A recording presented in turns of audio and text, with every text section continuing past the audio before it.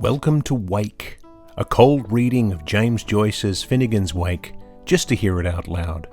Join Toby Malone and TJ Young, along with some special friends, as we puzzle our way through what we once thought was an unreadable book to produce a surprisingly listenable podcast. Welcome to a bonus episode of Wake, the podcast that uncovers the unusual, confronts the unconventional, and puzzles over the ponderous. All in the name of fulfilling a long-held bucket list item, reading James Joyce's Finnegans Wake out loud just once. I am your host, Toby Malone, joined once more by the man who never shied away from a literary challenge in his life, TJ Young. Hi, TJ. Hi, Toby. You're giving me way too much credit. I will tell you about the time I actively didn't want to read Frankenstein in 8th grade. I ended up doing it because I wrote a paper on it and she gave me a D. She was like, redo it. So I had to read the book anyway. But yeah, 8th grade. But you came back.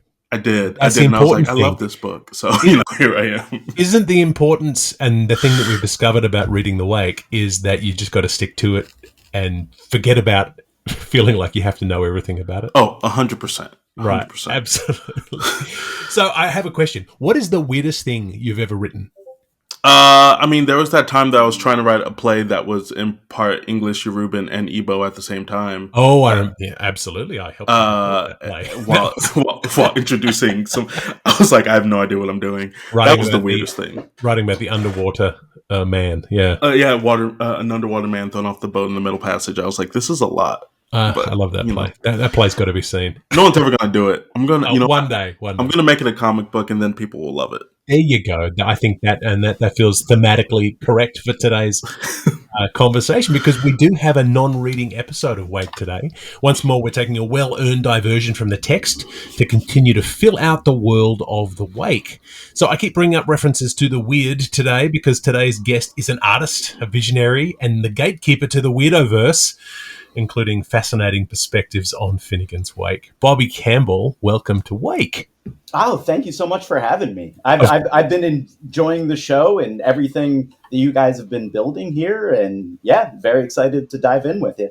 That means a lot to us, given that we're very much neophytes when it comes to Wake and Joyce, and we're just trying to stumble our way through, whereas you seem to have a very strong and robust network for this text. What's fun though? I just saw that you followed me on Blue Sky, and then I followed you back, and I was going through your stream, and it's so neat, like seeing someone discovering all the weird little connections in Finnegans Wake, all the weird things that you wouldn't think would connect, and all the little jewels that are out there. But what's great about it too is that the Wake is so inexhaustible that you can find new discoveries pretty easily. So even being new with it, there's stuff on there I was like, oh, I've never seen that. And so no matter how new you are to the text, I think that the Wake has a very leveling effect. And that, the newer explorers can still find things that people who have been doing it forever have yet to discover. Yeah, absolutely. It feels very much like we have a right to be here to chip away at this as much as the people who've been reading it for 40 years. And it's great. I feel we are often worried that we're going to be called out for being for lacking knowledge on this text, but no one has yet. One day someone will. Think that's not really the culture that surrounds it. It's not really a gotcha kind of book, I don't feel like. Whereas I feel like maybe Ulysses is. Ulysses maybe does have, because I feel like Ulysses is more encapsulated than the Wake is, and it's been more it's like a solved game at a certain point. It's I think it's as easy as it is to make new discoveries in Finnegans Wake is as hard as it is in Ulysses. Right. So I think in Ulysses it's easier to have things where people can express that they think you're wrong. In a way, with Finnegans Wake, they're more going to say, oh, I don't see it that way. I see it this way. And I think that that's a very intentional thing in how it's constructed. I think it's meant to be that way. I think that's the trap of novels in general, especially contemporary novels. It's like this novel is commentary on, a point towards, and an analysis of insert topic here, where the Finnegans Wake seems to be like, hey, grab what you can and leave the rest. Yeah, And I think absolutely. with each person that we've spoken to through this process, it's like the power of literary illusions in general, about how they change based on your lived experience. And I feel like this book is actually morphing to the reader, as opposed to a lot of novels, which are like, and now here's my very narrow worldview. Not narrow is not the right word, but here's my very specific worldview that I'm trying to portray to you, if that makes sense. Yeah, absolutely. And it's So- also like, I think Finnegans Wake also gets it. I think it's changed by way of its interpretation, maybe more than other books have, because it's so open to interpretation that that I think the reader has more of an impact on this book, than they can have on other books, because they can then create a construct or a lens through which other people then read it. And then when people read it through that lens, it reinforces those constructs. And so he even says it in the book, are my consumers not my producers? And I think I think he's thinking along those lines. I think he wanted people to kind of be a kind of co-creator through interpretation. Yeah, I mean, as you listen to the show, as our listeners will know, Toby latches on to the very smart and analytical things, and I'm like, here's a poop joke, right? And like, that's my way in. And as a matter of fact, when I was talking to my partner, whenever he was like, what are you doing? And I came to him and I was like, this is a very naughty passage. Like, that was his way in too. And so, yeah, this just speaks to my level of humor and maturity, I guess. But yeah, it is very much, it's in there for you to find it any way that you need to.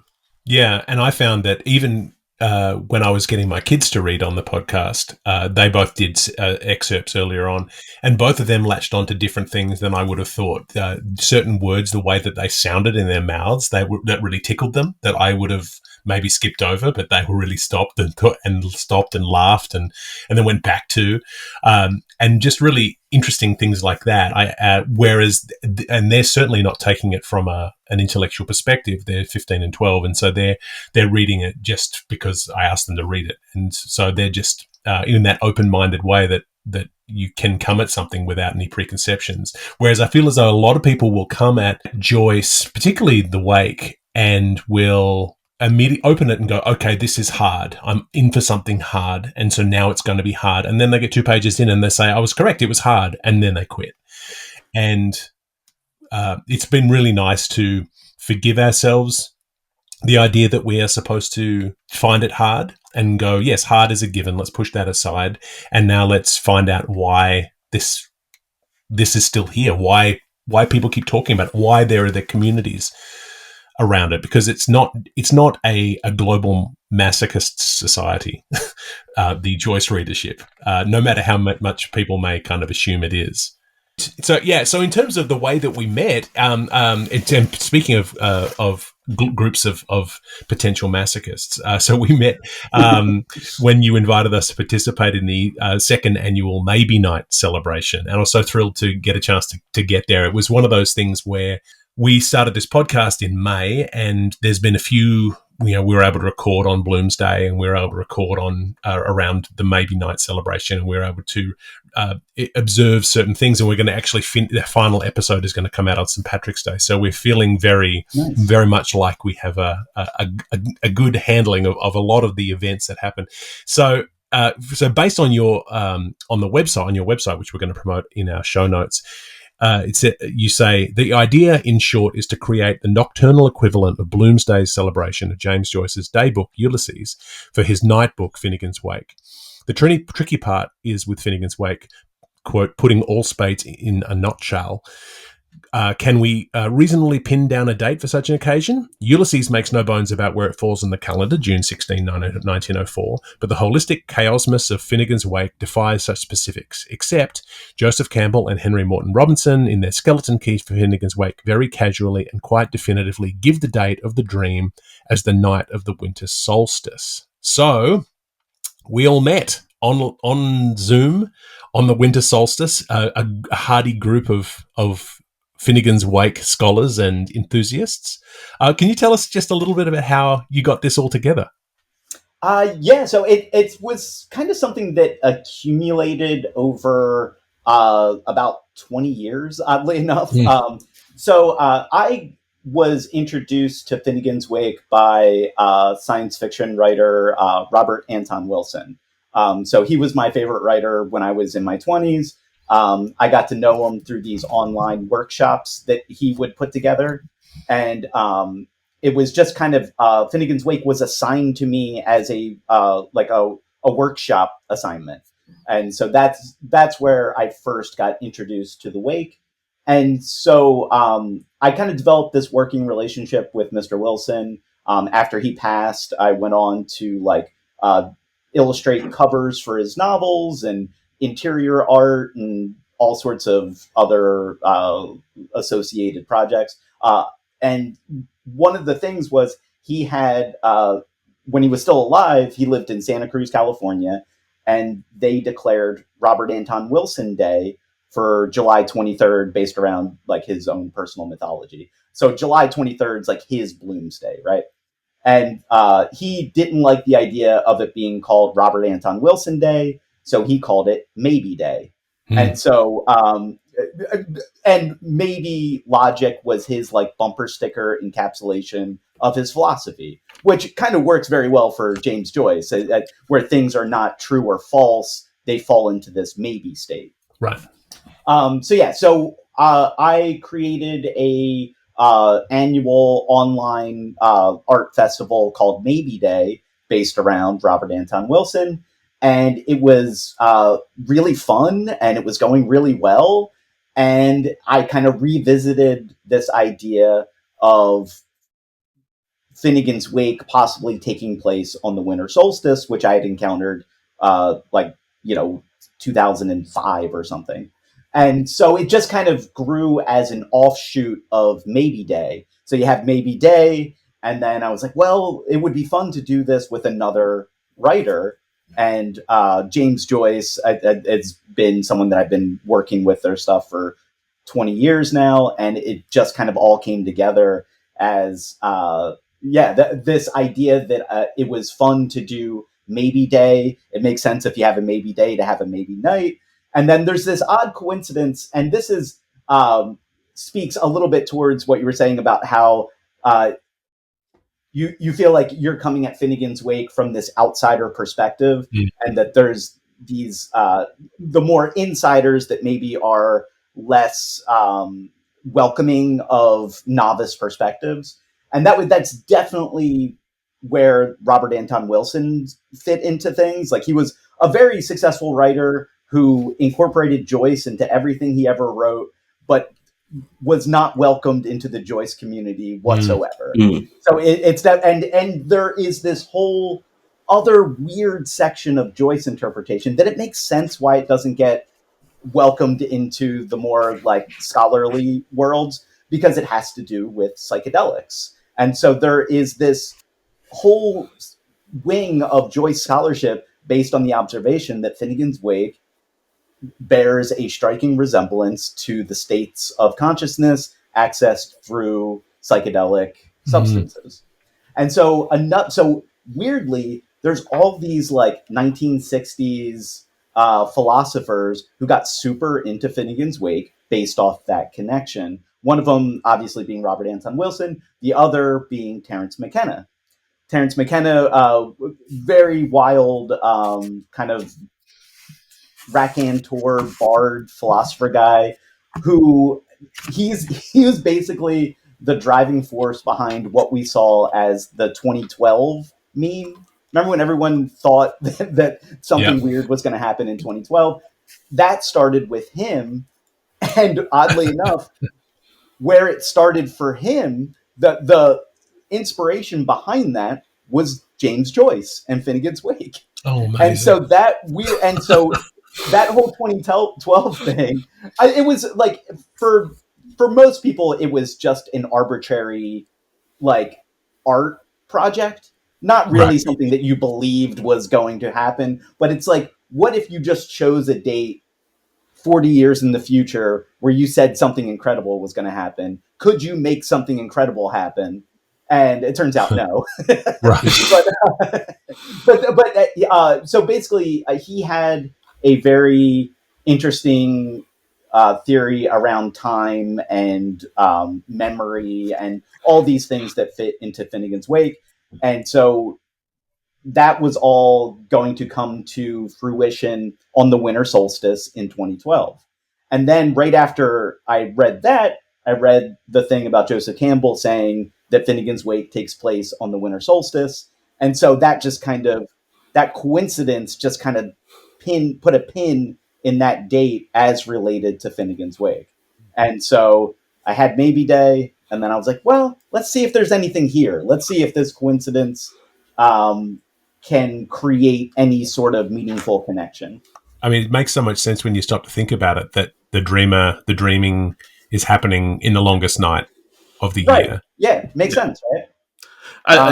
I find it super interesting, all this information about linking it to psychedelics and the manipulation of mind through psilocybins, things like that, right? Like, all of that is fascinating to me because we often talk about how long Joyce took to write this, right? And how he was losing his eyesight and how, like, his health was deteriorating. And we all know medicine back in the day was a little more potent than what it is now, right? In certain ways. And I'm interested in the fact that, like, those ideas were initially rejected, that they were initially put aside as if it doesn't show up in other forms of literature. I often talk to my students in particular about the poem Kubla Khan, right? And how absolutely on opioids, someone knocked on the door and he's like, oh crap, they broke my high and I can't finish this poem anymore. As if, like, those types of things haven't been a part of the creative endeavors of many writers for centuries. Yeah, there was. So I think that is one of the like unsolvable mysteries, which is basically how did Joyce access this state of consciousness, right? Because was it just through scholarship and just like playing around with the etymology of words and how if you change the words you use, you change the state of consciousness? Was it a purely scholarly pursuit? I don't know that there's any evidence that he took any stronger substance than say absinthe. But there was so I had an interesting coincidence where one of the theories is that he had syphilis. That's one of the forbidden theories that would get you shouted down in more reputable circles because people don't like the idea to think that it came from either pathology or from mental deterioration based on a disease. Nobody wants to think that that's where this stuff came from. And I don't know that I necessarily believe it, but there's been research done that suggests at least Joyce suspected the possibility himself that he had contracted syphilis, and it makes sense with his eye problems and all that sort of stuff. So anyway, so I read that article that makes a pretty good case that you should at least consider the possibility that he had syphilis. Whether that was the key to his writing something so multidimensional, I don't know how believable that is. But anyway, so I read this article, and then I read this section of Finnegans Wake to do a reading group with the Ukrainian Finnegans Wake group, the Work in Progress, and it's all about syphilis. It's all about it's about his kind of conflict with Oscar Wilde, and it's all about Oscar Wilde, who famously was suspected of having syphilis. I think that's changed in recent years, and now they think he didn't, which is kind of an interesting reverse. If everyone thought Oscar Wilde had syphilis, now they don't. Previously, everyone thought James Joyce didn't. Now they think he does. It would be an interesting switch. But yeah, so it was literally like the day after I read this article about Joyce having syphilis that I read this section of Finnegans Wake that's all about Oscar Wilde. And like I get to this point, and this a very fun thing about making unique discoveries in Finnegans Wake. I come across this line that's Jess's Rosa Sharon. which is like a Rosh Hashanah reference. It's about Jesus and all this other stuff. But when you look into it, the person that Oscar Wilde supposedly contracted syphilis from was named Jess. Jess is Rosa Sharon. Rosa, like rash, rosy rash, Sharon. Jess shared her. You know what I mean? Like literally the day after I read this thing, I'm fully in Joyce talking about contracting syphilis. And so that's the weird thing about the wake is, one, it is kind of a Rorschach test in nature where I wouldn't have noticed that if I hadn't just read that. So clearly there was a part of me that was looking for those connections, probably because it was in my head. But also it was there. I mean, it's fully, like, if you look into the references, it's about Oscar Wilde. So the synchronicity aspect of Joyce is something that is a mystery. I mean, Carl Jung, who developed the theory of synchronicity, took most of that from Ulysses, even. Like, a lot of Jung's work derived from Joyce's, from critiquing Joyce's work.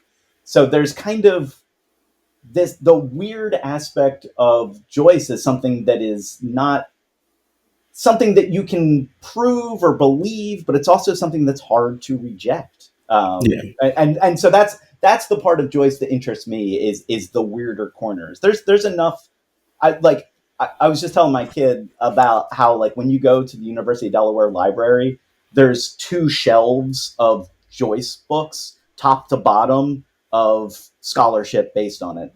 They've got the literary aspect of this is well covered. Mm-hmm. So I'm kind of having fun in the margins, in the kind of the areas where there's still work to be done. So that's a little bit, it's a little bit about just, like, kind of finding, like, during our first Maybe Night discussion, a bunch of people there had found 9/11 in Finnegans Wake. And I was like, come on, there's no way. But then when they read me the passages, I was like, that does sound like it. And so, again, is it because it is structured in a way that you can find anything? I don't think that Joyce was psychic. I don't think that's the answer. But you do. Robert Anton Wilson famously found the bombing of Nagasaki in Finnegans Wake. There's a page that says Nogi Soki, and then, like, a couple sentences later, they're talking about geranium, and it's like, well, that's odd that Nagasaki is on the same page as uranium, but also, like, there's no, like, well, then how would that work? What, it doesn't. But it's still, it's this unexplored aspect of Finnegans Wake that I would like to highlight and say that is out there, because once you say that, then other people can play around with it. Well, yeah, and I think the idea of being able to come into the wake with the knowledge that there is this depth of meaning that is bottomless, that everything means something and everything means something else, means that you're encouraged to be continually looking for the further meaning. It's not like a story that is, it is what it is. It says is what it says in the end. There's so much more depth of possibility, and so then it's sort of like searching for words in a word scramble, where you've got all these letters that don't mean anything, but you've got words hidden within it, and so your eye is drawn to the word that you are drawn to, and there are certain kinds of so you'll find a reference to 9/11. If you're looking for references to 9/11, you could make that connection. And obviously, like you say, he's not Nostradamus, and no one's claiming he is, but the fact that he has that sort of totality of the human experience covered in some way means that you can get something or other. TJ and I were quite pleased early on to find that both of our names are in the wake. We're able to. My first name that I never see anywhere. Right. Oh, that's awesome. Yeah. And then that led us to a conversation, because TJ's first name is Thornton, and so then that led us to a whole conversation about Thornton Wilder, which led us to a whole revelation that Thornton Wilder was a great Wake scholar, and sort of. That is, the network of people that are connected to it, and the people that you will discover that you already like that are a part of this is incredible. Like, I couldn't believe Marshall McLuhan is a huge Wake scholar, Massive Wake and I scholar, had no idea. Like, it was, the network of people connected is half the fun. I low-key want to read this again now and just look for all the times that James Joyce made a passage basically a diss take. You know, like talking about Oscar Wilde in that way. I'm just like, who else is he dishing on? Where it's all his I just discovered that he really had a problem with Oscar Wilde, apparently. and it makes sense. Apparently, it was because he was an Irishman who then wanted to go become a celebrity in England and converted to Catholicism, with Joyce's two biggest enemies. Like if anything, Finnegans Wake is meant to take down England's domination of Ireland and the Pope. Right. And so, which is why that's one of HCE's crimes that he's accused of in the park is killing the king and the Pope. Right. So that is what he's trying to. That is what Joyce is trying to do. Or you could look at it that way. I shouldn't say is. Sure, absolutely. I mean, it's in terms of looking at it that way. You mentioned that network. You managed to collect together a really eclectic and impressive network of scholars to the Maybe Night event. Can you speak a little bit about how you got hold of them and what kinds of people were involved over those two previous conversations? Sure. So the original Maybe Night is mostly people who also studied with Robert Anton Wilson at the Maybe Logic Academy. That's my core group of people that I've been reading Finnegans Wake with for since 2004. So that was the initial group, and amongst that group are people who have gone on to write books, like Eric Wagner's writing his Joyce and Robert Anton Wilson book. Oz Fritz has been he's mainly an audio engineer, but has become like a pretty prominent scholar in esoteric studies. So after the first Maybe Night, it turned out coincidentally that the day after the winter solstice, that the Ukrainian Finnegans Wake group coalesced, and they decided to start reading Finnegans Wake, and reached out to me because I don't even know where they initially saw the Maybe Night thing, but it was a coincidence of them having decided to read Finnegans Wake right after we had held our event.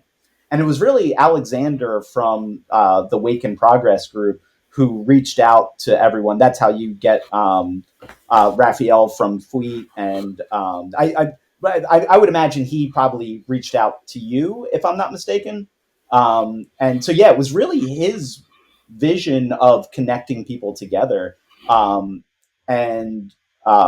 It was amazing, the amount of people that he was able to pull in. And it also introduced me to all these in progress Finnegans Wake projects, because I've been doing this for so long that most of the Wake projects that I started with are no longer around. It's because this stuff comes and goes. There's a lot of dead links in Finnegans Wake study. So it was great to see things that are in progress and also so much better developed than they used to be. Right. So I got to give credit to Alexander from the Wake in Progress group. It was really his. He did all the reaching out and brought everybody together. It was so I just had my core group from the old days, and then we added to that a lot of incredible people that I hadn't really been aware of before he found them. Yeah, it was really an interesting conversation. I think we were connected from our friend Richard Hart, who has the other Finnegans Wake podcast that's out there. And so he's doing a much more in-depth performance of the text, and that's going to take him something like 6 years or something to finish. We're going to finish ours in 10 months. But I couldn't believe how far along you guys were. When I was going through, I was like, Page 300. That's amazing. We keep it pushing. Yeah, we've only got like 50 pages left now as of time of recording, so we should be fully done soon. And so Richard's doing his version, and so Richard and I go way back into the Toronto theatre scene.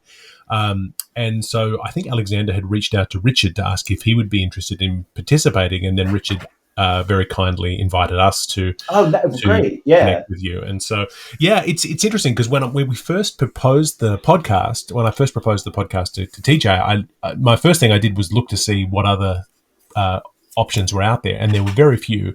There were a couple of podcasts. There was one podcast that said, I'm going to do a deep reading line by line of Finnegans Wake, and I'm going to really take my time with it.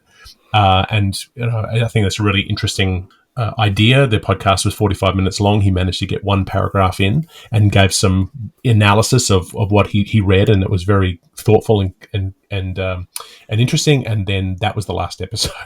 Right.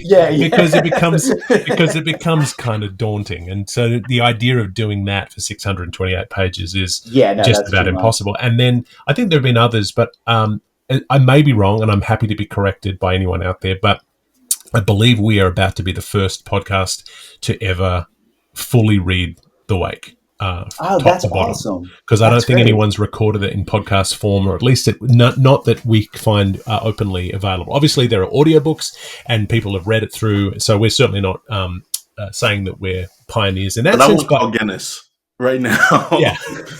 Want that record. And Have you listened to the Waywords and Mean Signs project? Because I don't think they did the whole book. That's right. And they were more focused on the musical adaptation part exactly, of it, I think. That's right. Yeah. Yeah, that was one of the resources we name-checked in our context episode right off the top. And so there's been lots of really good ways in, and lots of audiobooks that have taken 28 hours to read through and things like that. And so what we're trying to do is come at it from a different angle, and it's not always pretty and it's not always accurate, but we're having fun doing it, and that really is the main thing. And so when I came to that group and met all these other Joyceans, all these other Wakians, it was really fascinating to see that other people have similar kind of ideas. Like I found it very interesting that Richard's podcast essentially started, right around the time that ours started, and for no apparent reason. Obviously, they predated us a little bit. But when I first saw his, I thought, oh, he's going to think I stole his idea. But it's not really the same thing. So we can all coexist, and we can coexist in different ways. And so the Ukrainian Finnegans Wake journey mind maps was sort of fascinating. Where isn't it the best? Where they'll meet. Like, what a perfect way to represent the experience of reading The Wake is to have it in those word cloud and sketches and the visual representation. That is what it's like to read a passage of Finnegans Wake, find a hook, and then dig your way in, and it just kind of spreads out into this kaleidoscope. And right. Yeah. It's outstanding. Yeah, there's a real sense of unpeeling the onion, and so you start going down those rabbit holes, and then you pull and pull and pull. And I really admire that methodical way of reading through. And obviously, we're not doing that here. We're much faster, but at the same time, we I think we all work in the same kind of stratosphere where we're trying different things, and we're all bringing different perspectives. And I think there is a place for a fast reading of Wake, is in the same way that there is a slow reading. That's the beauty of the Wake, is that it welcomes multiple approaches more than anything. I think that you could probably have 12 Finnegans Wake podcasts, and there would be surprisingly little overlap in how they approached it, what they found in it. And I don't think that you would get the same thing out of a dozen different interpretations, because there's so many different through lines that, I think that you would get completely different viewpoints. And what's great about the fast read through is that you're at the end of it, you're going to have a very listenable version of Finnegans Wake that also has these little pockets of interpretation. So it's a little bit best of both worlds situation, because Finnegans Wake is a little bit like it's a little bit of a lonely journey if you Mm. only do the text. If it's just the text only, I think it's a little bit like just you're off in your own world.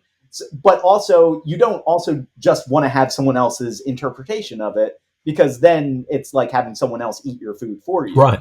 Yeah. But so I think the happy medium is a really good approach, where it's like, here's a long stretch of the source material, and now here's our relationship with that source material. Right. And then you get the little tendrils that shoot out, and it's like, oh, this person is also into this person is also into this, and you create this whole network of meanings and associations and collaborators. And I think that's how this thing has kept going for, almost 100 years. Yeah, and I think that us pushing through and finishing the book does something, at least for me and my psyche, to be like, I have done it. So now if I go back through, I know that it is doable, right? Yes. It's kind of like when you sit down to watch a 3.5 hour movie. The first time you watch that movie, you're like, I'm going to be here forever. But there's something about the second or third time you watch it, you're like, oh, this isn't so bad. I now know what to expect. I know the pacing, and things like that. I think that just allow. Because a couple months ago when Toby was like, when are you going to reread this? I was like, never. And now I'm all like, give me a couple years and I'll come back to it. And I'll be like, okay, I've done it. So now I can actually go through and pour over it in a more meticulous way. And we like to say to our listeners that if they've listened to us through, it's only 40 episodes or so, if they listen to the podcast all the way through, then they've read Finnegans Wake. You don't have to have cast your eye over every word and pondered over every meaning. You can have experienced this book and be able to say, okay, the journey is sort of almost more important than the destination. And while a lot of people rave about the beauty of the last 20 or 30 pages and it being the culmination of everything we've read, we're hoping that that's the case. But at the same time, that's not really the point. We're not really trying to find meaning in it. We're trying to have completed it in the most respectful possible way.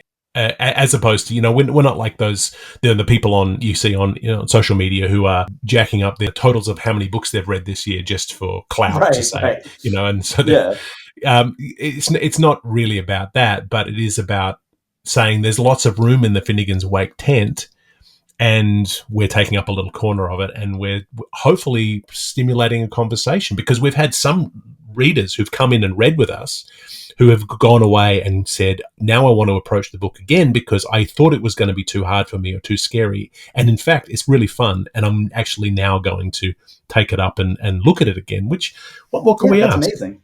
Yeah, that's right. And also I would, we talked about a little bit about this on Maybe Night, but I would make the case that it's probably a necessary thing to also experience the book in audio form, because so much of it was designed to be liturgical. So much of it was meant to be heard as opposed to read.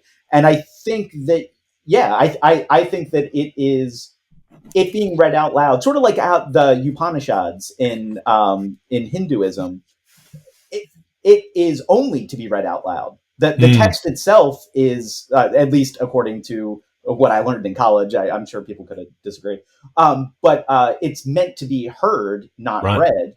And so you don't even get credit for having read the sacred text, because you have to hear the sacred text. And so I think with Finnegans Wake, it's probably meant to be both. And so I think you should probably do a time through both reading it and hearing it.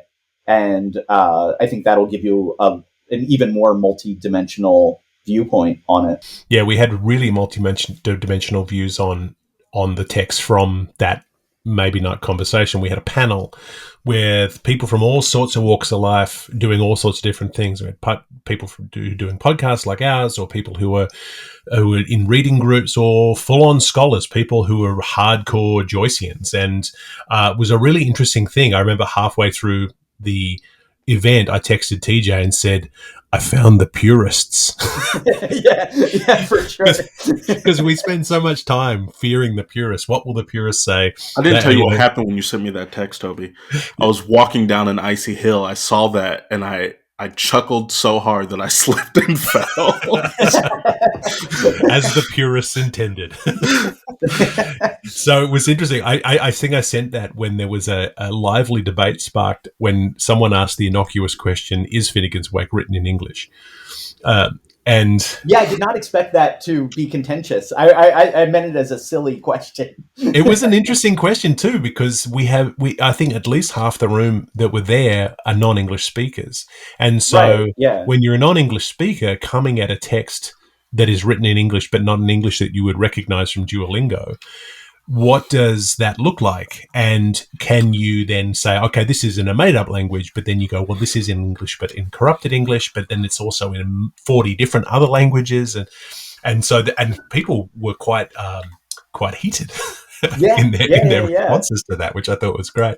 Yeah, Toby sent me that. He told me that they asked that question, and I was like, I could answer that right now, like in that moment. But even just thinking about, follow my tangent, a friend of mine is in speech therapy, and she often talks about whenever she's teaching children how to say words properly in English, the thing that she is not allowed to remove by her Hippocratic oath is like their dialects, their specific syntax that's related to their culture, their community, and things like that, right. And how a lot of times those things aren't considered quote unquote proper English, but they are, inherent to the culture, the specificity, the time, the place, and all those other things. And I was like, so much of this book, Toby and I talked about very early on about how it almost forces an accent in your mouth if you say it out loud. How it's phonetic in that way. And exploring English, especially since so many English words are actually derivative of words from other languages. It feels like, it does feel like an antiquated question, but at the same time, I think it's at the root of why it is infinitely explorable, because it is the only book that I've ever read that made me remember what it's like to learn how to read for the first time. Oh, yeah. And so you are recapturing language and reclaiming language in a completely different way.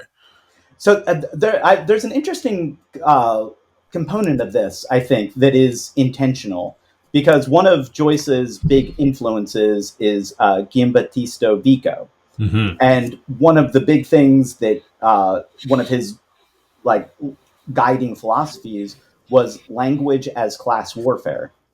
And especially because Vico was working under the eye of the Inquisition. And so he had to be very clever in the way he spoke so he could speak about the things he wanted to speak about without ending up in trouble.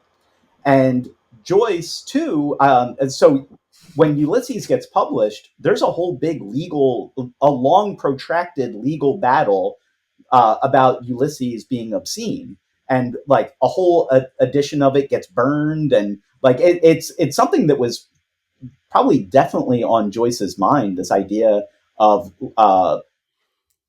like being able to use language to change class structure, because if you can use language in a clever enough way, you can evade the censors. You can also create new realities by creating new languages. And so I'm a high school teacher, and one of the things that you see if you do it long enough is the slang from 10 years ago is the everyday dialect of today. 100%. Language grows from the ground up, and it changes the world from the ground up. And no matter how much you want to stop it, it's unstoppable. Slang is unstoppable, and it filters up through the world and change. Like one of the big like other philosophical components in my kind of Robert Anton Wilson influenced interpretation of the wake is what's called the Worf-Sapir hypothesis. It's got a lot of different names now, which is basically the words that we use and the language that we use influences how we view reality. And so it's the antiquated way to talk about it would be like Inuits have 100 words for snow. I think that turned out not to be true, but it's the idea that the more the language you have, it influences how you view the world. And if you introduce new language, you see the world in different ways. Yeah. And I see Finnegans Wake as like a explosion of novelty in viewing the world in new ways. And I think that it is very much structured similarly to how slang grows organically and then infiltrates into the society that tries to repress it. Because so much of slang is just like Joyce language. When you interpret slang and you chase it back to where it came from, it's so clever. It's beautiful. It's like it's never it's treated like it's this like perversion of language, but it's actually like a very complex, beautiful expression of language. And I think Finnegans Wake is very much in that world, and intentionally so. I think it was designed to be that. Yeah, I love that. I think that's such an eloquent way of putting it. And we often forget that English is such a young language. It's among the youngest of languages, really, when we talk about all the other tongues that are spoken out there. And sometimes it's lazy. Like we'll just lift the whole Schadenfreude. We're just not even going to try. We're just going to thank you so aperitif. Thank you so much. This is now over here. I think about that often. How we're just like, no, thank you. We're just going to use this and act like And then, of course, people will often point out the 40 languages that are in, but then, of course, the English language is peppered with words like that, like you say, from German or French or it's almost Italian. kind of like becoming a meta language in a way, like a language that is comprised of other languages, which it already was to begin with. But I think it being the default, common ground language, at least currently, like a lot of times, like when people in European countries speak Italian and Spanish, they're probably going to speak to each other in English because that's the language that they both know. Right.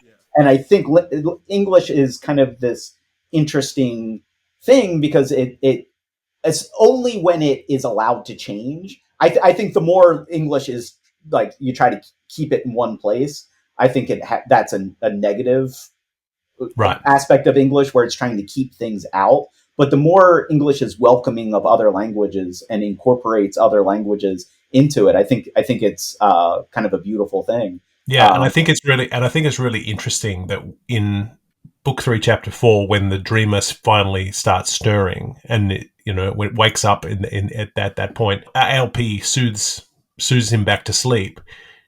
She speaks in Esperanto. Isn't that so good? Yeah, which is an invented language. Yeah. That is a collaboration of a bunch of different other Romance languages that was created.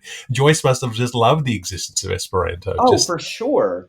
For someone like him, that must have been like a dream. The idea that you could construct a language from scratch that would be learnable by everyone. Oh, yeah, and I wonder what he'd think of the university degrees you can take in Klingon or Elvish now.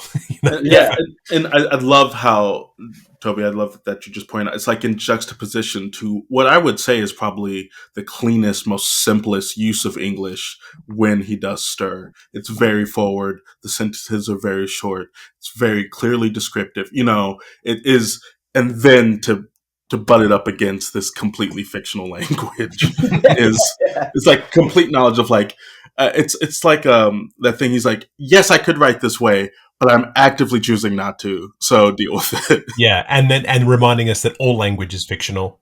If you go back far enough, everything has just been invented at some point by someone, and we've just learned it and accepted it. One of the things that I find interesting is I read most of his letters, his personal letters, especially from later in his life.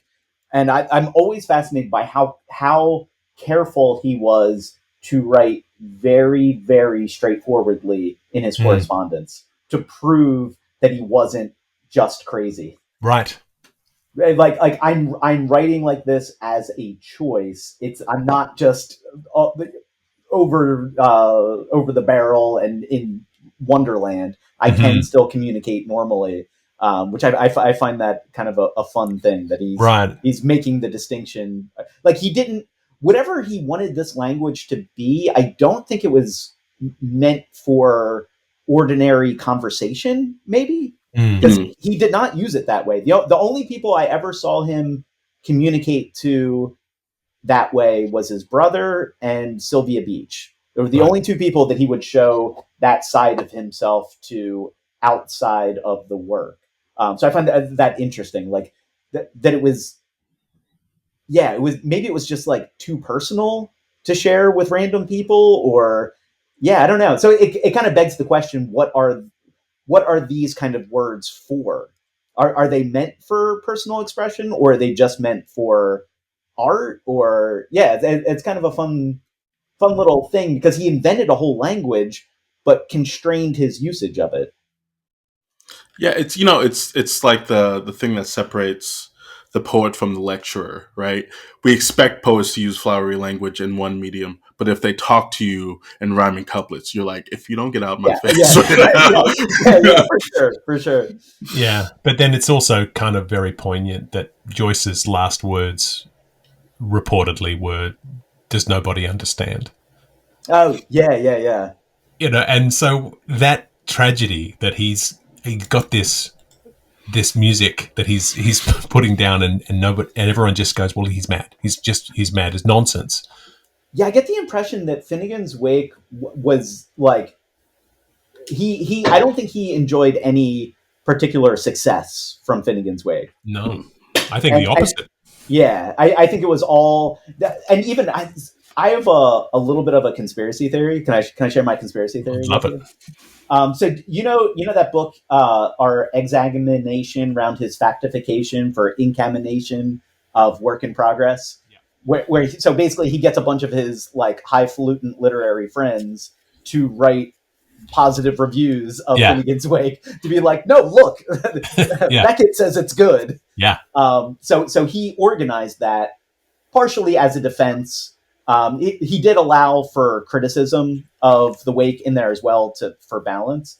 But I think he was trying to, one, kind of defend it and kickstart the exegesis, because Finnegans Wake only works with an exegetical construct running parallel with it, I think. Right. So he's trying to kickstart that exegesis, right?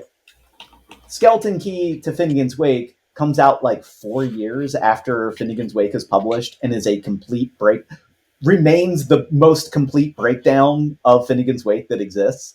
4 years after it was published. Crazy. A little bit quick. I know it's so fast. I know it's Joseph Campbell. He's a very smart guy. Henry Morton Robinson doesn't appear to have done. It's his most famous work. It's not like he's some heavy hitter, it seems like, historically speaking. Joseph Campbell famously went to Shakespeare and Company to get a copy of Ulysses that he saw around Paris, met Sylvia Beach, was enraged that Ulysses was written so oddly, went back, and Sylvia Beach gave him a bunch of resources to help him understand Ulysses. I think the Skeleton Key to Finnegans Wake might have been an inside job. I think he might have gotten guidance from either Sylvia Beach or Joyce through Sylvia Beach. Because how else why is it that the most complete understanding of Finnegans Wake was written in 1942? Or 44? That seems, that seems a little bit odd. I don't know that that's necessarily true, but it's something that I think about a lot in terms of how serious, because basically Joseph Campbell sometimes goes off of the map in terms of his Joyce interpretation, and it's like, well, is he working with inside information, or is he just making stuff up? And so it's something to think about. Like Joseph Campbell has like this whole bit about what Joyce was going to write after Finnegans Wake, and he presents it as fact. No one else has a reference for this. Where did he get that Joyce was going to work on something simple about the sea? Right. As far as I can tell, no one found that source. So did he get it from him directly? And then that leads into my question about the winter solstice. I don't see that on those pages at all. Like and it's in the section that you were just talking about, where he wakes up and gets eased back to sleep by That's right. ALP using Esperanto. I don't see where it says that it's the winter solstice at all, but Joseph Campbell states it plainly that this is what's happening. So it's I always wonder if there was a direct link there. If that's the theory that you're selling, I'm buying it. I mean, I think that we can't take for granted for the fact that like so many people were running in the same circles and having an open dialogue about this, right? If I wrote a play today, I would fully expect for Toby to be able to publish something in 2 years to be like, and this is what TJ meant, because we talk, we have conversations. Like there's. And he wouldn't have to go to any other sources. He wouldn't have to. It wouldn't be a huge leap, right, for him to do that. I just think that Finnegans Wake is so thick that he's probably like, it's just going to take me a little bit to get it all together, but like I got it. And you know, it is. I think it's also foolish to think that James Joyce was operating without answering questions ever. You know, that people weren't like, okay, I hear you, but what? What is it? And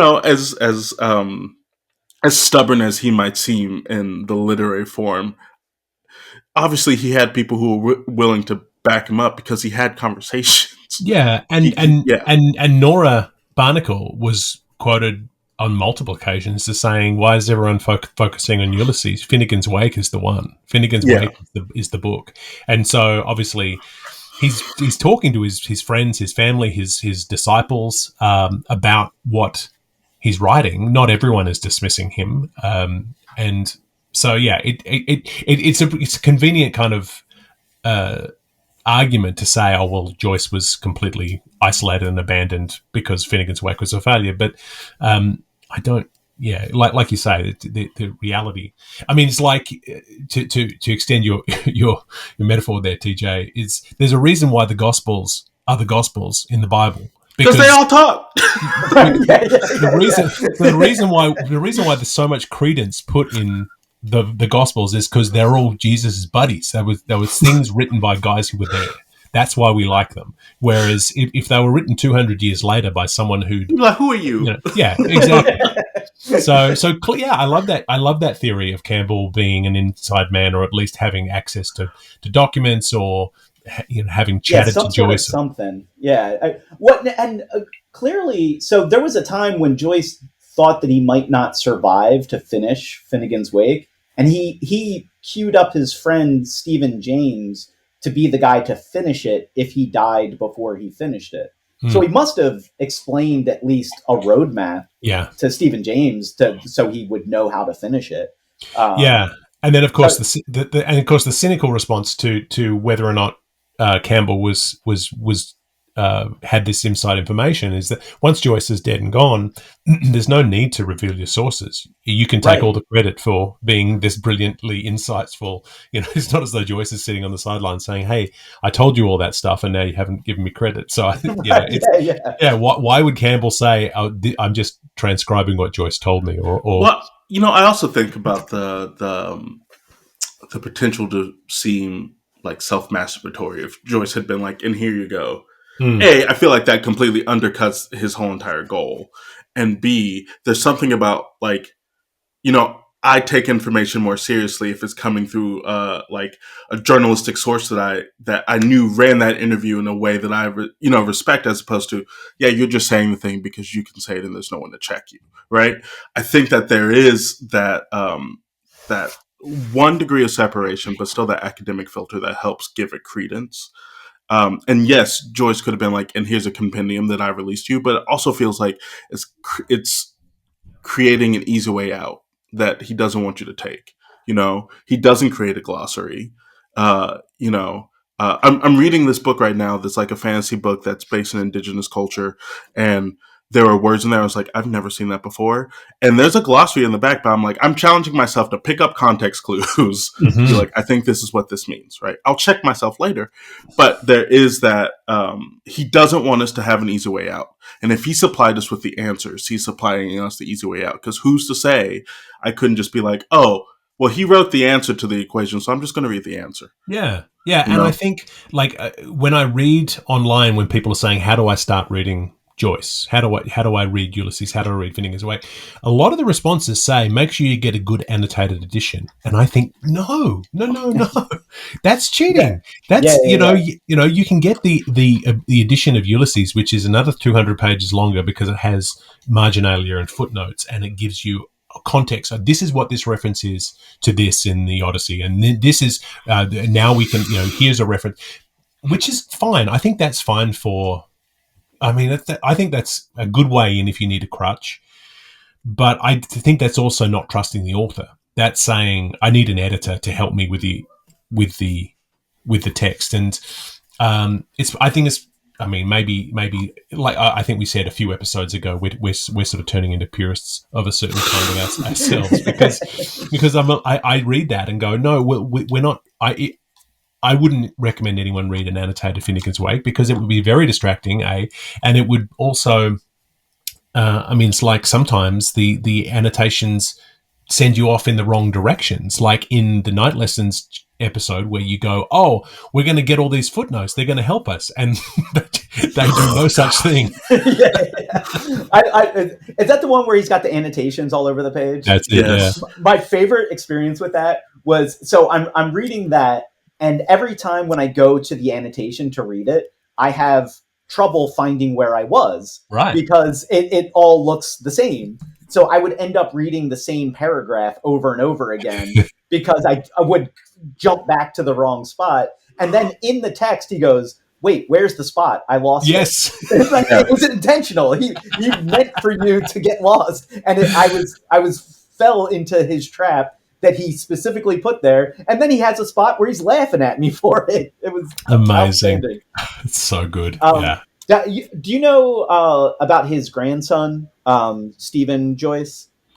So he was the executor of his estate, Right. and was a huge pain in the ass to anyone that wanted to do anything like what we've been doing. Yes. Would not have allowed it. Would have, we both probably would have gotten cease and desist letters if he was still around. Right. But he does. And everybody hates him for it because he shut down. Probably would have been a lot of cool stuff.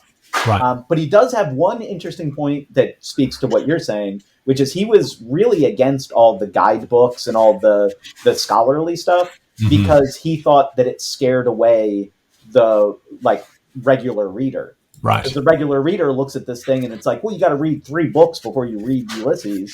I'm just not going to read Ulysses. Yeah. And you can just read Ulysses. You can just read Finnegans Wake. And I do think that while half the fun of it is the exegesis, it is also a giant gate that probably does keep people out in a way that is self-sabotaging. And that really the key to reading Joyce, I think, is you read it for what it means to you, not for what it means overall. And I think that you can get really far just reading it with that attitude. I absolutely loved Ulysses and did no prep work. Just went right in, read it for what it meant to me. And I think something that's interesting about Ulysses and Finnegans Wake, because they have a reputation as being difficult books, I don't even think that they're difficult intellectually. I think they're difficult emotionally. I think what it's saying is kind of hard to deal with emotionally more than intellectually. It's hard to deal with something that is talking about this, the extension of self into eternity is a lot to take on. and it's not because the words are hard. It's because the subject matter is difficult. And I think that's an underrated aspect of Joyce, is where the difficulty is actually coming from. I mean, it's modernist literature in general. People forget the fact that they're trying to wrestle with very heady topics in a way that they're like, the world is, I'm struggling to make sense of the world and my place in it. So why should our literature and our art line up with anything that makes that level of sense, right? Yeah. I also, so something else, and you guys might be particularly well suited for this. See what you think about this. So you know how we have postmodernism, which no one really, weird for the sake of weird, no one really was able to pin it down in any meaningful way. And then now we're in what a lot of people call metamodernism, which just seems to be a circle back to we haven't solved modernism yet. We haven't integrated it into our culture. Like, if you look at what came before, fully solved games that anyone can understand. Realism, romanticism, all fully integrated into our culture that anyone can understand and is fully present in any TV show that you turn on or any piece of pop culture. I don't think that we've successfully solved modernism yet. And I think we're going to be stuck in this loop until we do. And I think that Joyce is probably and Finnegans Wake especially, is probably the capstone of modernism. And the interesting thing is, how do you integrate Finnegans Wake into a culture? It's inexhaustible. It's like an Alka-Seltzer that is a mile brick, and it just is dissolving into the ocean over centuries. It's this interesting quandary of, we can't move on until we digest it, but it's undigestible. I also think that we will never be able to move on thanks to technology. I asked my theater students to define what, if they could name a theatrical movement that we are in, if they could name it, what would it be? Yeah. And one student came up with the best thing. And I'm like, he's like, theater of the buffet. He's like, you just take what you want and you can leave the rest, because we have so many influences coming from so many directions that at any given time we can shut one thing off. We don't have to sit with it. We don't have to sit in it. We don't have to be completely bombarded by a whole group of people who are like, and this is the movement now. We can say, that's cool. You do that over there. Let me touch some of this. And then I might come back to that. And I was like, you're right. I think that, when we get to things like the futurists or Dadaism or any of those other movements, it's because that's all that was happening. You had to process it. And now we're all like, cool, you can be a modernist, you can be a postmodernist, you can even be a metamodernist, but I can go back to the Romantic period if I want to and just lose myself over there, and then still touch into naturalism, and then still do like the well-made thing over here. It's like, there's never a need to sit and actually process through a movement. Right. No, that's beautiful. That makes perfect sense. In terms of the technology thing too, Marshall McLuhan being a huge Joyce scholar, and if you read Understanding Media from the 1960s, he basically thought, because of television, that our nervous systems were extended into a giant super organism. And that was just based off the TV. Can you imagine what the world would look like to him right now? Like, how integrated the individual is, integrated but also fractured, and it's I think you're right that it might be that we've headed into a kaleidoscopic reality that is unable to be encapsulated. It's just bigger than we can understand. But then one thing that he might have appreciated is that at least the technology means that we have the opportunity to connect with other people globally who are interested in similar things to what we're interested in, and have these discussions and pull this text apart, because he was always interested in people analysing Finnegans Wake, or reading it in depth, or taking their time with it, and being able to connect people so they're not feeling isolated and giving up in disgust, but you have people who are able to have these reading groups online. People are able to have the events like Maybe Night, and then also have resources like the Reddit community that we have, r/James Joyce, which you're a moderator on. So, I mean, can you tell us a little bit about that community? Sure. It's grown in size recently. It's been getting bigger. We hit 7,000 users recently, and I must have took over as one of the moderators like over 10 years ago. It's been a while. It's kind of a quiet community, but it's there's always a couple of posts a day. It doesn't require much moderation. Right. There was a brief period where we would get print on demand Joyce t-shirt spam bots, which I thought was kind of a funny thing. Just like maybe 5 times a week, a new version of the bot would post a link to the same James Joyce T-shirt sold through a different print-on-demand place. So that was the only like real thing that required moderation. Recently there was a guy. So what it looked like what he was doing was he was finding old pictures, just any old picture, and then claiming that they were James Joyce and his family, despite them looking nothing like James Joyce and his family, and selling them on eBay. And I was like, come on, that's not James Joyce. Stop posting this stuff. And he just kept doing it. And I banned him for a day. I banned him for a week, and he kept doing it. So I just banned him.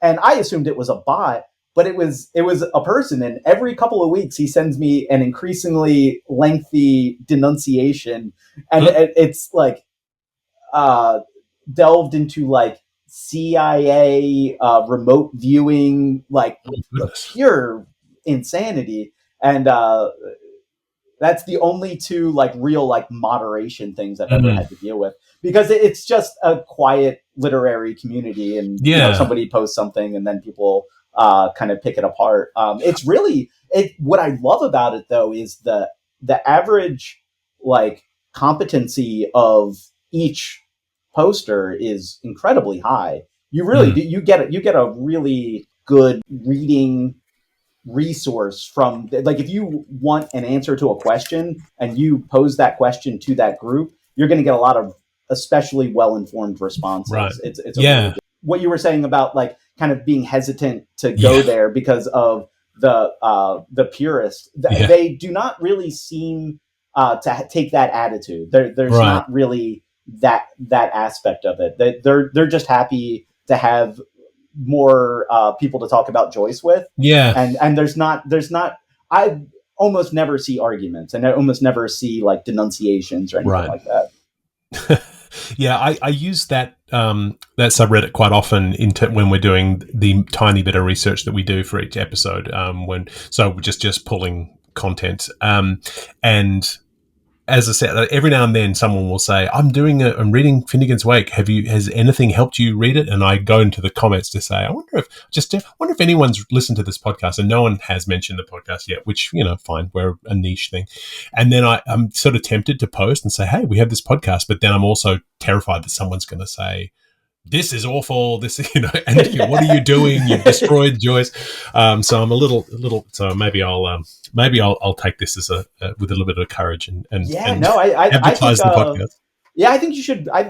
It would probably be good to post it regularly, like just because you would probably get a running commentary. Because someone was just talking about how they wanted to join a Finnegans Wake reading group, and like so you get people who are brand new, and you get a good mixture of people who are already well into it. I think that people would respond well to it. I don't think that anyone would be against there being a James Joyce or I'll have a moderator in my corner. So for sure. Yeah. If anybody starts talking trash, we'll just get them out of there. Perfect. Excellent. So we've taken up a lot of your day, so I don't want to keep you too much longer, but I do have one last question for you.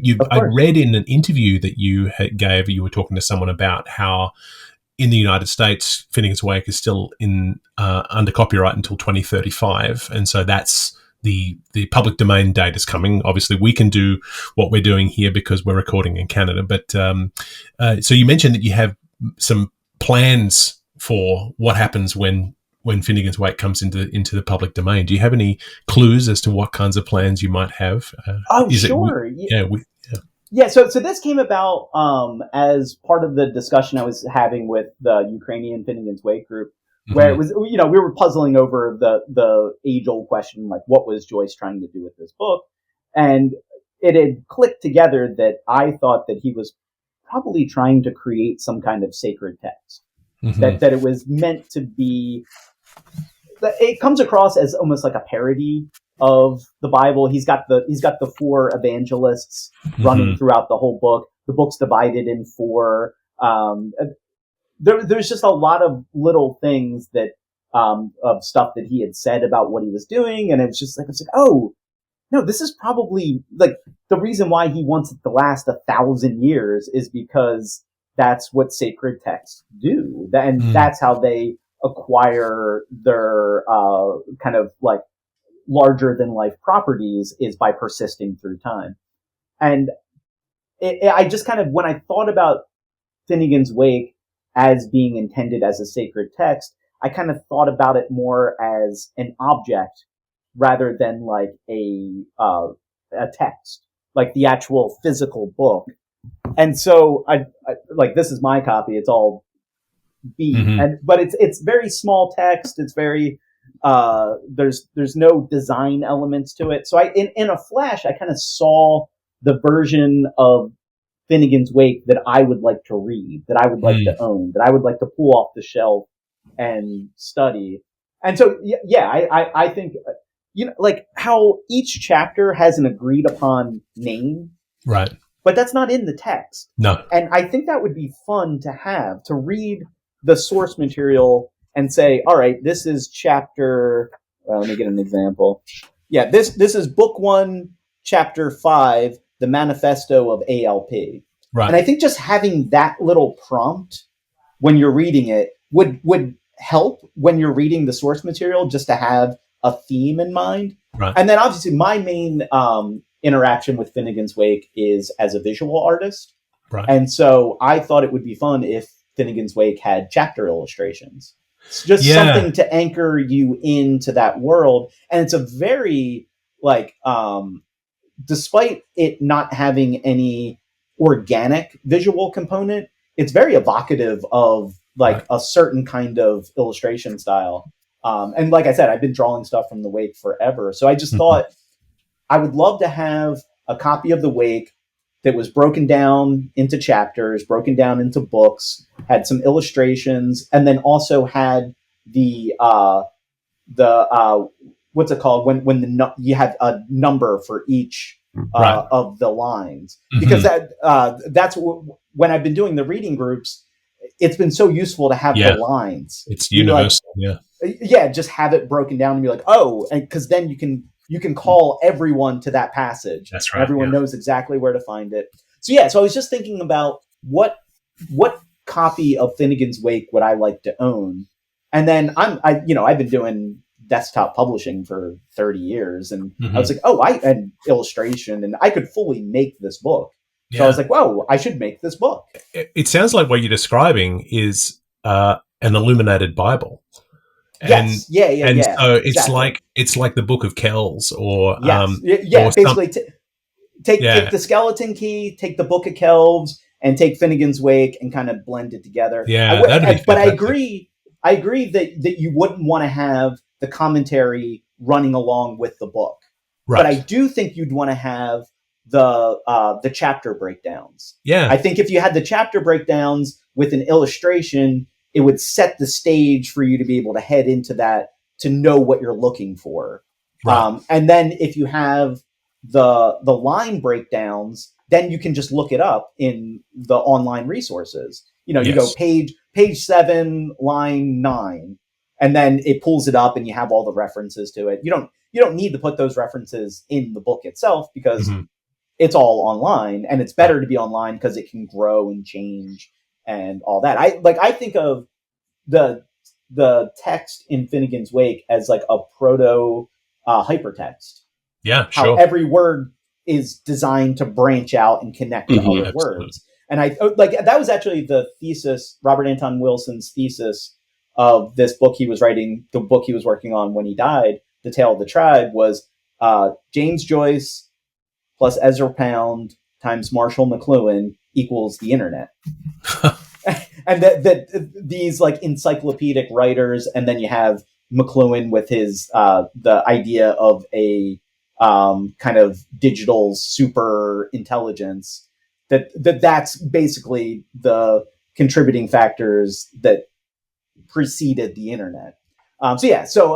You don't need to put the interpretations in the book, but exactly what you're saying, like a book that when you look at it, you know what it is. Like I brought this up on Maybe Night. I've never seen a good cover to a Finnegans Wake book. No. I've never seen a single one. No, we have this lazy one here that has it's fine, but it's has like the Thunder word written, in there because that's apparently the equivalent one. I have the same Penguin Modern Classics edition of Ulysses upstairs, and it's so funny. It has the first half of the page is from the first paragraph of Ulysses, and the last half of the page is the last paragraph of Ulysses, and I go, well. What are you doing? What are you trying to tell us here? Right. Like the bookends, and then it's done. It's just because he wants to have stately plump Buck Mulligan at the top line, and he wants to have "Yes, I will" at the end, and you go, "Well, hang on, what are you telling us? What? Yeah, you're right." Yeah, so there's no version of Finnegans Wake that I think like when you can't judge that book by its cover, and I think it would be cool if you could. Yeah, and if you could like hold the book and flip through it and be like, "Oh, this is something worth the trouble," because I don't think right now there is a physical object version of Finnegans Wake that really invites you in. If anything, it's the opposite. You open it up and you go, right. Like I think you would. It requires someone having to turn you on to it to make you think that the nonsense is worth investigating. Absolutely. Well, I think this episode will go a long way towards encouraging future readers. This is such a fascinating conversation, and I really appreciate you guys. Oh wait, let me throw out one more thing. Of course. Just because it popped in my head. It was a conversation from the Reddit that connects here, and I think it's an obvious overlooked component of Finnegans Wake. So Ulysses ends with the main characters going to sleep, and then Finnegans Wake is a dream. Right. It's such a it's so clear that it's Portrait of the Artist as a Young Man is Stephen growing up. He grows up into Ulysses. Ulysses transitions gracefully into Finnegans Wake. So for all the Ulysses completists out there, I think you got to jump in. I think I think that's where you go after you get to that final yes. Is you fall asleep and you got to go into the dream.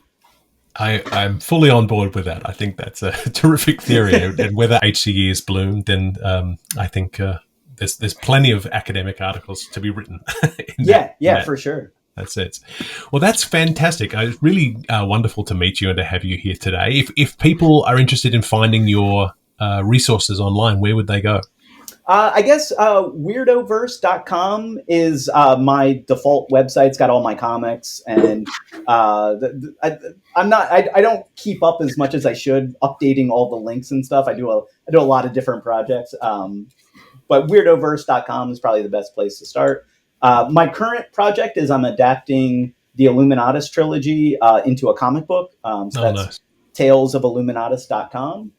So those two places, and I have probably a dozen different websites out there, but those two will get you into the network. Fantastic. We'll make sure that we link over to those, and we also link to the Maybe Day information as well, so everyone has those information. So that's great. So wonderful to have you on Wake. I think what you're building here is amazing, and I think that it is a perfect invitation for a reader or an explorer that wouldn't normally probably be invited into this world. And I think that it's awesome what you're doing, and I look forward to getting caught up on the previous episodes and then keeping up with you. Fantastic. Excellent. Well, that is all the time we have this week for Wake. We'll return next week to continue with our reading as we find ourselves coming up to the end of Book 3. I've been Toby Malone, joined as ever by TJ Young. Thank you, TJ, as always, for being here. Of course. And it has been a real pleasure to have Bobby Campbell here with us. And as I said, I'll link to all of his socials and websites in our show notes. See you next week, weirdos. Just calling us out. This has been Wake, a cold reading of James Joyce's Finnegans Wake, just to hear it out loud. If you've made it this far, thank you for your dedication. Join us next week for another segment of Finnegans Wake and a chat about what we've found. Wake is a Moon Street Media podcast, engineered by TJ Young and Toby Malone. Our theme song is The Ballad of Perce O'Reilly, arranged and performed by Meg Logue after James Joyce. Wake is recorded in Canada, where Finnegans Wake is in the public domain. For community and bonus content, join us at our free Patreon at patreon.com/wakepod. If you have questions about Finnegans Wake, don't ask us. We're just as confused as you are. See you next week.